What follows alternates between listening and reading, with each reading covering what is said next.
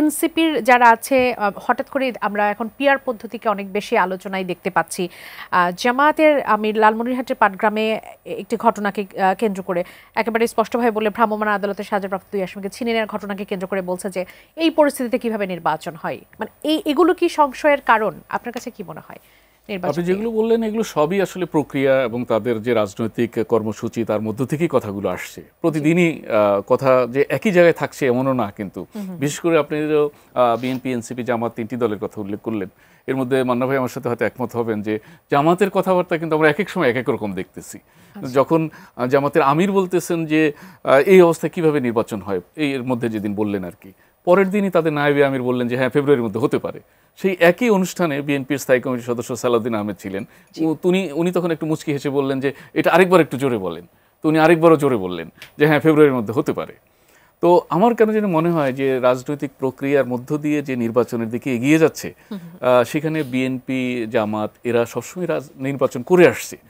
এদের মধ্যে এনসিপি হচ্ছে নতুন রাজনৈতিক দল।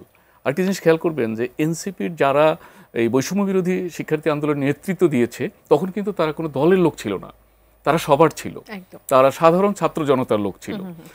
তাদের যে ত্যাগ, তাদের যে বিপ্লবী ভূমিকা তখন সেটি সারা দেশের মানুষ গ্রহণ করেছে এবং সব রাজনৈতিক দলগুলো তাদের নেতৃত্ব মেনে নিয়েছে বলতে পারেন রাজপথে। টাইলক্স টয়লেট ক্লিনার, যার অ্যান্টিব্যাকটেরিয়াল এজেন্ট টয়লেটের কোনায় কোনায় পৌঁছে 99% জীবাণু ধ্বংস করে।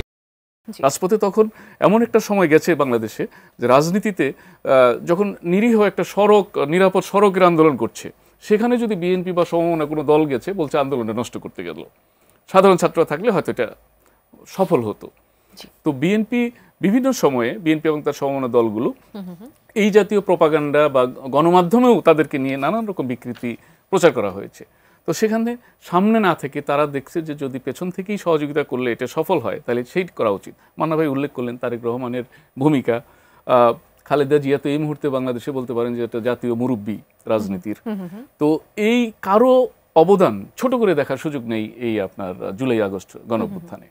তো এখন যখন তারা সেই অবস্থান থেকে একটি রাজনৈতিক দল হয়ে এসছে এবং বলা হচ্ছে যে গণভবন ছিল টার্গেট, সেটি সফল হয়েছে, এখন জাতীয় সংসদ দখল করা হবে, তার মানে কি এনসিপিও তো ক্ষমতা রাজনীতিতে নাম লিখিয়েছে। তো যখন ক্ষমতা রাজনীতিতে নাম লেখাবে তখন একে অপরকে ঘায়েল করার জন্য কথা বলবে, যার যেদিকে সুবিধা সেদিকে টানার চেষ্টা করবে।